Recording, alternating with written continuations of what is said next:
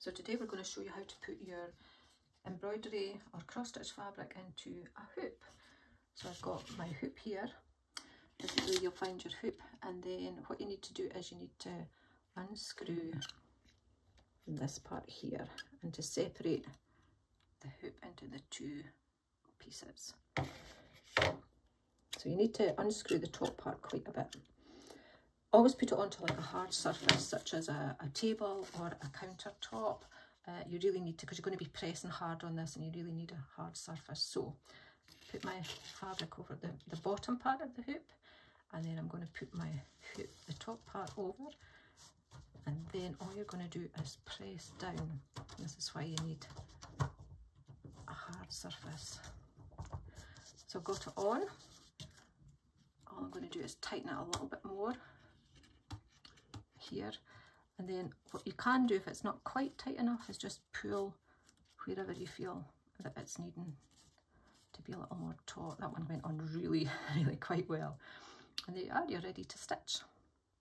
So once you've got your fabric in your hoop and you've started stitching, my advice would be don't leave it in the hoop overnight. So as soon as you've finished your stitching for the day, take it off the hoop, because when you take it off, if you leave it in, I should say, if you leave it in, you will get a big hoop mark. As you can see already, there's a hoop mark on the fabric, if you can see that well, and that's only been in for a minute or so. So if you leave it in overnight, your fabric will be marked like that, and sometimes it's quite difficult to get the hoop mark out, even if you iron it or wash it and iron it.